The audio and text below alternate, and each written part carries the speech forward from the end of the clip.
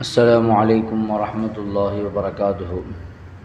الحمد للہ وکفیٰ والصلاة والسلام علی رسولہ الذی اصطفیٰ، اما بعد فقد قال اللہ تبارک وتعالی فی القرآن العظیم والفرقان المجید: اعوذ باللہ من الشیطان الرجیم، بفضل بسم اللہ الرحمن الرحیم۔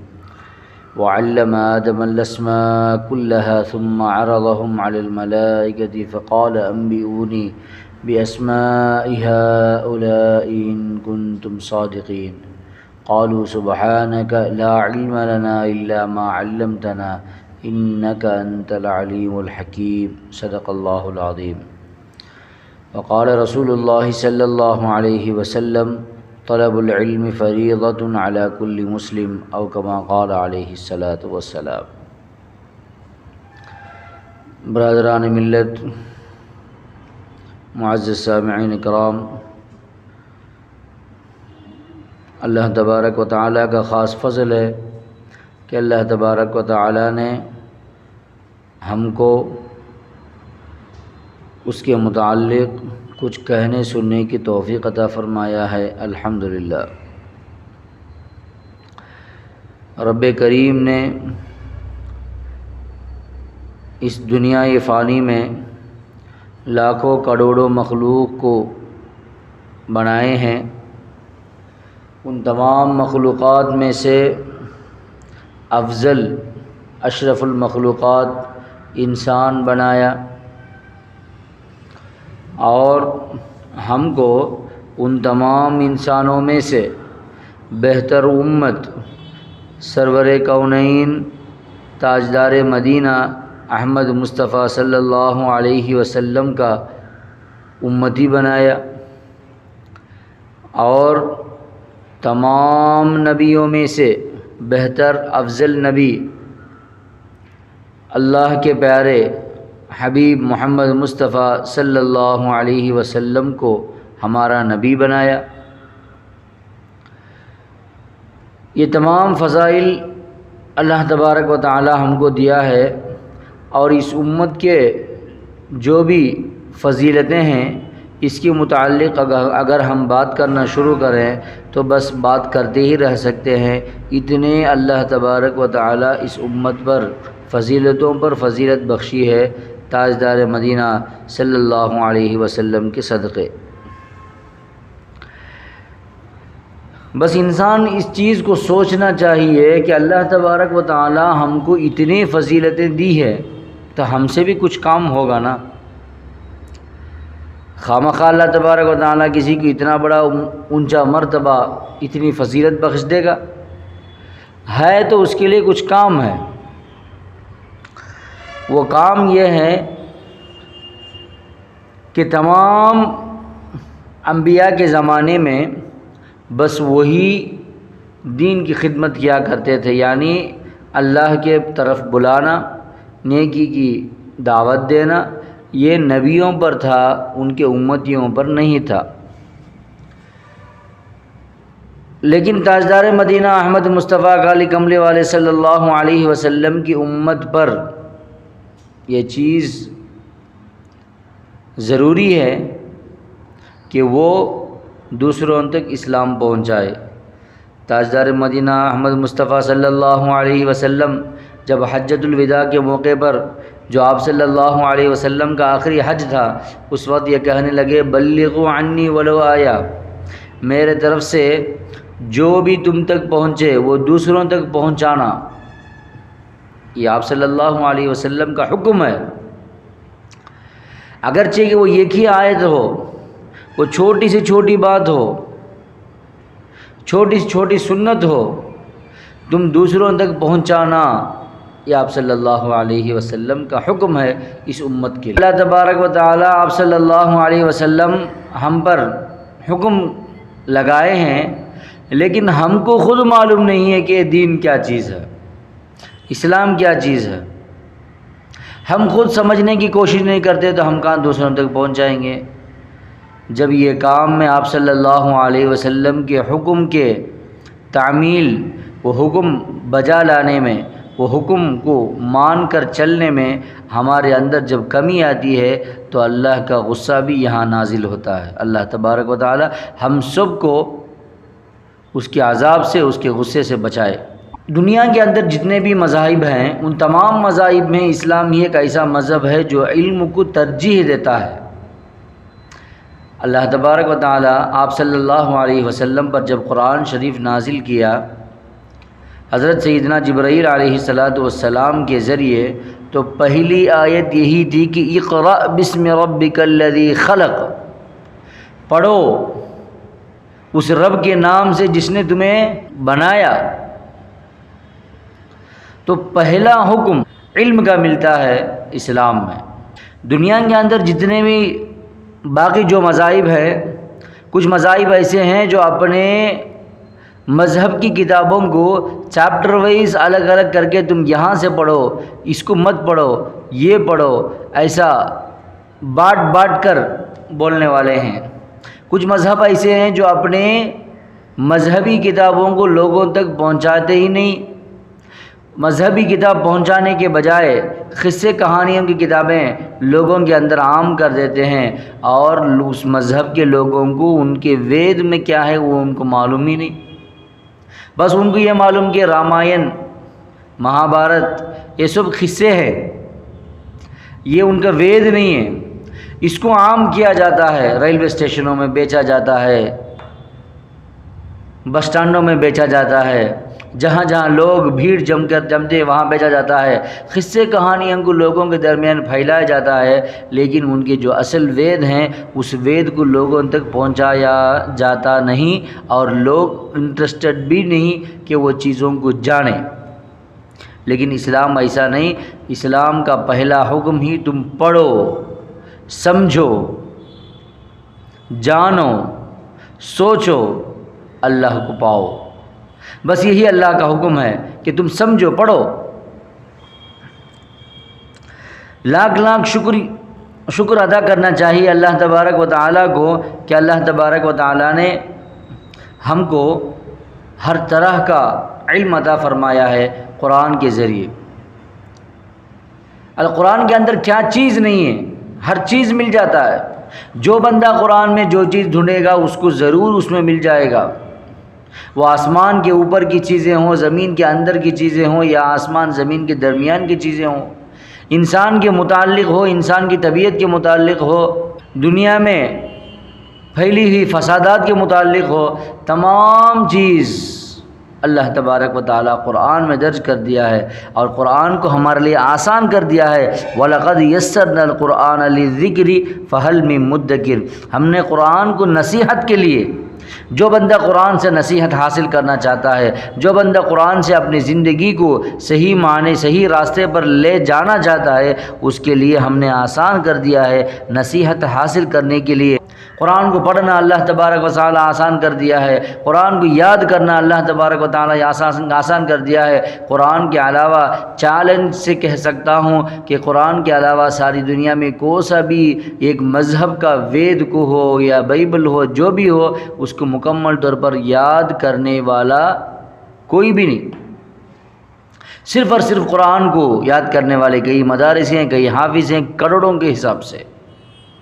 اگر پورے دنیا کے قرآنوں کو مٹا دیں جو پیپر میں ہیں، تو انسانوں کے دل میں رہنے والے، انسانوں کے دل کے اندر رکھ کر اللہ تبارک و تعالیٰ اس قرآن کو حفاظت کرتا ہے۔ دل کے اندر حفاظت کی گئی قرآن پھر حرفوں کے شکل میں باہر نکل کر آ جائے گی۔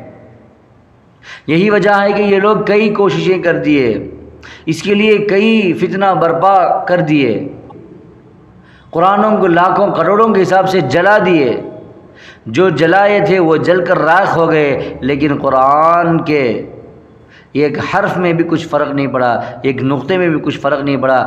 جہاں جہاں یہ لوگ دباتے گئے، وہاں وہاں اللہ تبارک و تعالیٰ اس قرآن کے علم کو عام کرتا گیا، اسلام کے سمجھ کو عام کرتا گیا، لوگ اسلام کی طرف زیادہ سے زیادہ آنے لگے ہیں۔ آج یورپ میں ہو، امریکہ میں ہو، تمام ممالک میں زیادہ سے زیادہ لوگ اسلام کی طرف آنے لگے ہیں۔ اب ان لوگوں کو یہ ڈر لگ چکا ہے کہ کہیں یہ کرسچین ممالک مسلمانوں کے ممالک میں تبدیل نہ ہو جائے۔ پرسنٹیج کے حساب سے روز کا روز بڑھتا جاتا ہے مسلمانوں کی تعداد، بڑھتی جاتی ہے تعداد۔ وجہ یہ ہے کہ یہ لوگ کھیلتے ہیں اللہ سے، اس کو معلوم ہے کہ اس کے کلام کو کیسا بچانا ہے۔ اِنَّا نَحْنُ نَزَّلْنَا الذِّكْرَ وَإِنَّا لَهُ لَحَافِظُونَ۔ تب اللہ تبارک و تعالی ہم کو قرآن آسان کر دیا، اس کو سمجھنا آسان کر دیا، اس کی تشریح آسان کر دی، اس کی تفسیر آسان کر دی، سب کچھ آسان کر دیا۔ آسان کر دینے کے بعد پوچھتا ہے کیا ہے کوئی جو میرے آسان کرنے کے بعد اس آسان قرآن سے آسانی سے نصیحت حاصل کرے؟ ہے کوئی؟ اس کا کیا جواب دیں گے ہم اللہ سے؟ سوچ لو کہ کل قیامت کے دن اللہ تبارک و تعالی یہ سوال ہم سے پوچھے کہ ہم تمہارے لیے قرآن آسان کر دیے تھے، اس کی سمجھنا آسان کر دیے تھے، سمجھانا آسان کر دیے تھے، اس کی تفسیر آپ سے آسان کر دی تھی، اس کو یاد کرنا آسان کر دیے تھے۔ ان تمام آسان راستے کھول دینے کے باوجود اس راستے پر چلنے کے لیے تم کتنا کوشش کیے؟ آج میکس کے لیے، میتھمیٹکس کے لیے کتنے ٹیوشنیں اٹھاتے ہیں، اباکس اٹھاتے ہیں، یہ اٹھاتے ہیں، وہ اٹھاتے ہیں، لاکھوں کروڑوں خرچہ کرتے ہیں، لیکن قرآن کو سمجھنے کے لیے، قرآن کو پڑھنے کے لیے، ایک استاد کو بٹھا کر پڑھانے کے لیے، ایک محلے میں مدرسہ قائم کرنے کے لیے ہم کتنے ہزار خرچہ کیے ہیں؟ یہ ذرا سوچیں گے تو ہماری زندگی بدل جائے گی۔ اگر اللہ یہ سوال پوچھے ہم سے تو ہمارے پاس جواب کیا ہے؟ سوچ لو۔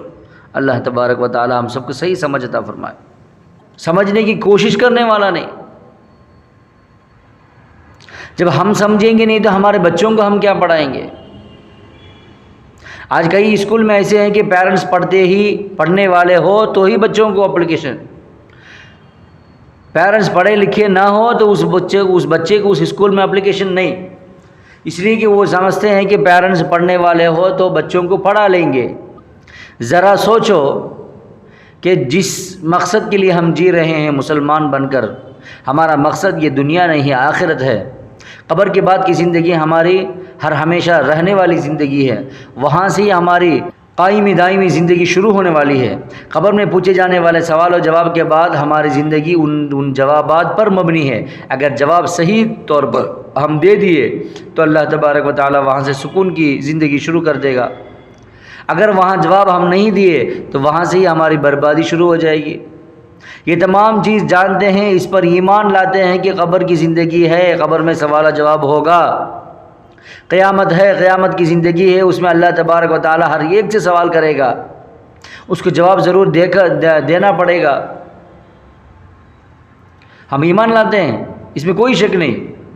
اگر تمہارا ایمان سچ ہے، اس بات پر یقین مکمل طور پر تم کو ہے، تو اس یقین کے لیے تم کیا کوشش کیے؟ جیسا کہ اس دنیا میں جینا ہے تو پڑھنا، یہ یقین ہے آپ کو، اس بات کا بھروسہ ہے کہ پڑھنے سے ہی، کچھ علم حاصل کرنے سے ہی، کچھ محنت کرنے سے ہی، کچھ پیسہ خرچہ کرنے سے ہی اس دنیا میں مرتبہ حاصل کر سکتے ہیں، یہ یقین ہے۔ اس کے لیے کروڑوں ڈال کر خرچ کر کے اپنے بیٹے کو انجینئر بنا دے، اپنے بیٹے کو ڈاکٹر بنا دے، اپنے بیٹے کو سائنٹسٹ بنا دے، اپنے بیٹے کو جو بنانا چاہتے وہ بنا دے، بڑے بڑے کمپنی کے مالک بنا دیتے۔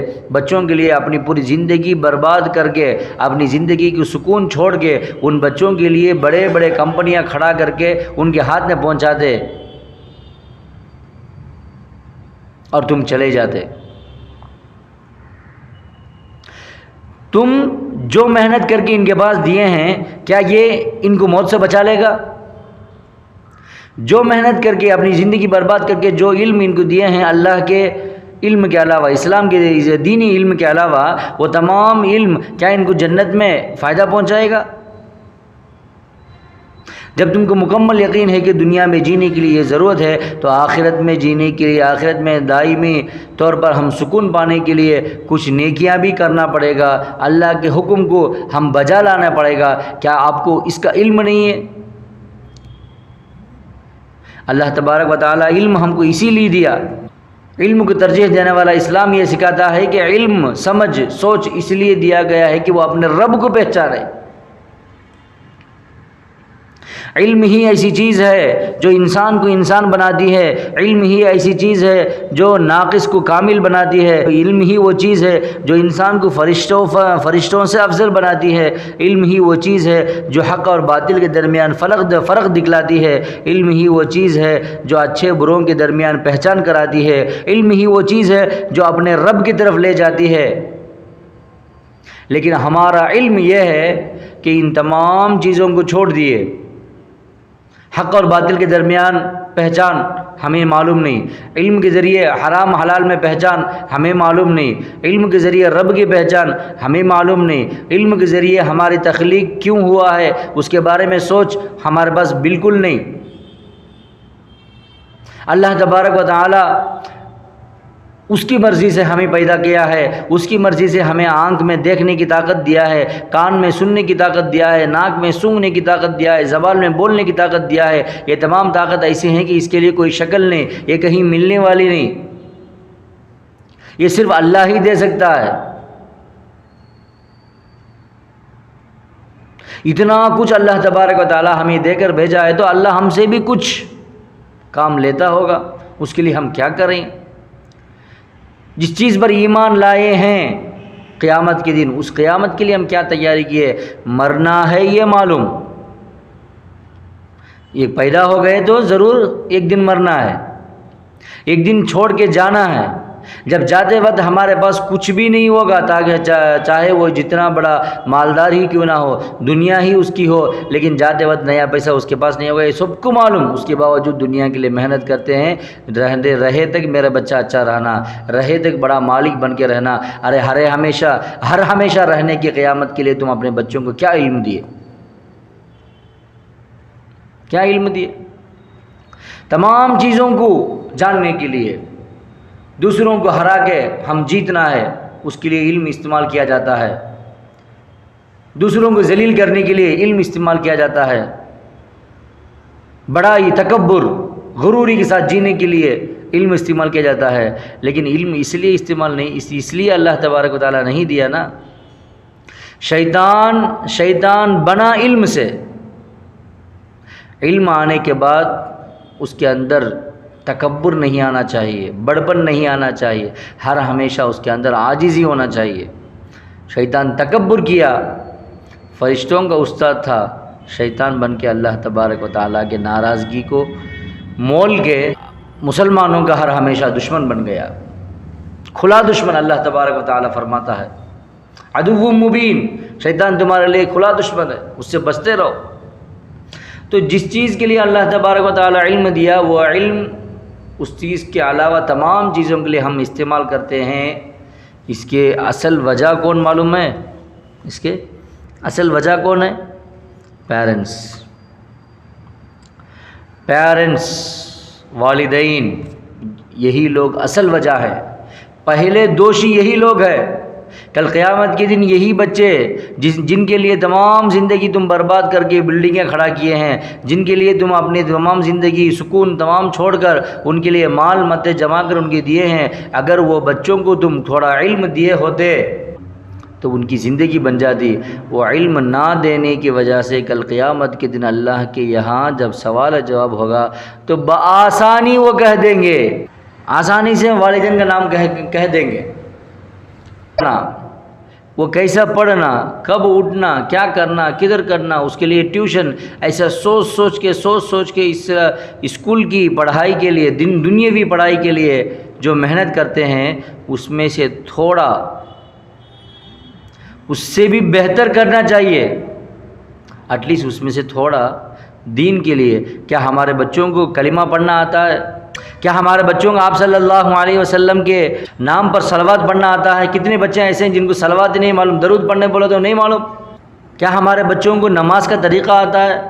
کیا ہمارے بچوں کو روزوں کا طریقہ آتا ہے؟ نماز تو پڑھ لیتے ہیں، نماز میں پڑھنے کی ثنا آتا ہے، اتحیات آتا ہے، قنوت آتا ہے، کم از کم 5-6 سورتیں جو سورہ فاتحہ کے بعد پڑھنا چاہیے، وہ ہمارے بچوں کا آتا ہے یا نہیں ہے، اس کے بارے میں سوچنا، اس کے لیے ترغیب دینا۔ اگر نہیں آتا ہے تو جہاں اس کو پڑھایا جاتا ہے وہاں تک بچوں کو لے کے جانا، لے کے آنا۔ یا ان کے لیے گھر میں اس کا انتظام کرانا، یہ پیرنٹس کا ذمہ دار ہے۔ پیرنٹس ہی پہلے بچوں کے استاد ہے، گھر ہی بچوں کا پہلا مدرسہ ہے۔ اگر پہلے مدرسے میں دنیاوی باتوں کے لیے تمام جگہ، ہر برائی خرافات کے لیے مکمل طور پر آزادی، دین کے لیے کچھ بھی جگہ نہیں، تو وہ بچہ کیسا دیندار بنے گا؟ تو وہ بچے کے اندر کیسا دین آئے گا؟ تو ہماری نسل جو خراب ہوتی جاتی ہے، ہمارے عادت و اخلاق جو بدلتے جاتے ہیں، بڑوں کی عزت نہیں ہے، چھوٹوں پر رحم نہیں ہے، علماء کی قدر نہیں ہے، آج کی جنریشن میں اس کی مکمل وجہ ہے۔ تم لوگ نماز پڑھو، بچہ دیکھے گا وہ بھی پڑھے گا۔ تم قرآن پڑھو، تم کو پڑھنا نہیں آتا تو کوشش کرو اس کو پڑھاؤ، یہی اصل چیز ہے۔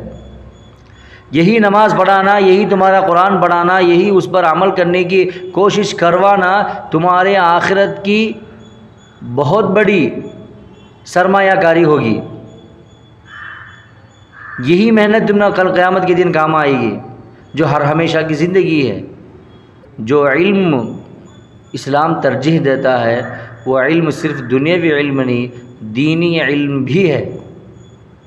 میں دینی علم بھی بولنا میرے لیے بہت مشکل ہے، لیکن لوگوں کے حالت سے یہ کہنا پڑتا ہے کہ دنیاوی علم کے ساتھ دین کے علم بھی سیکھ لو بھائی، دین کا علم بھی سیکھ لو۔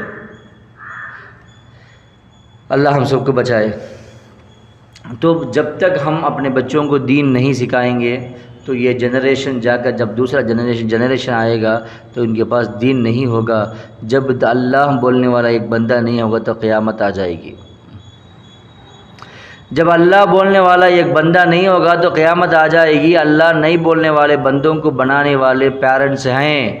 جس دنیا کی طرف بچوں کو لے کے جا رہے ہیں وہی دنیا ختم ہونے والی ہے۔ اس دنیا کو ختم کرانے کے لیے تم اپنے بچوں کو تیار کرتے ہیں دین سکھائے بغیر دنیا سکھا کے۔ اللہ کے اور رسول کے بارے میں بولو، آپ صلی اللہ علیہ وسلم کے واقعات ان کو سناؤ۔ فاطمۃ الزہرا سیدۃ النساء فاطمۃ الزہرا رضی اللہ تعالی عنہا کے قصے ان کو سناؤ، اسلامی واقعات تاریخ سناؤ، ان کو کھاتے پیتے چھوٹے چھوٹے سنتیں سناؤ۔ جب تک یہ کام تم نہیں کرو گے اللہ تبارک و تعالیٰ کے طرف سے کامیابی تمہارے قدم نہیں چومے گی۔ تم دنیا میں لاکھ بڑے ہو جاؤ، تم ڈاکٹر بنو کوئی بات نہیں، انجینئر بنو، پروفیسر بنو، جو بھی بنو، لیکن ایک مسلمان بنو، اپنے بچوں کو ایک مسلمان بچہ بناؤ۔ تمہاری دنیا کی پوری محنت یہیں پہ ختم ہو جائے گی۔ تم کو معلوم ہے، میں بار بار بولنے کی ضرورت نہیں ہے، لیکن ہر ہمیشہ رہنے والی قیامت میں تمہارا بچہ تم کو جنت کو بھیجنے والا بننا چاہیے، یہ ہر پیرنٹس کا خواہش ہوگا، لیکن اس کے لیے اس بچے کو نماز کی ترغیب دو۔ اللہ تبارک و تعالی ہم سب کو ایمان پر چل کے ایمان پر خاتمہ فرمائے، تمام عالم اسلام کے مسلمان بچوں کو بچیوں کی حفاظت فرمائے، دین سے نوازیں، آپ صلی اللہ علیہ وسلم پر دین پر مکمل محبت عطا فرمائے، آپ صلی اللہ علیہ وسلم کے اہل بیت پر مکمل محبت عطا فرمائے، آپ صلی اللہ علیہ وسلم پر زیادہ درود پڑھنے کی توفیق عطا فرمائے۔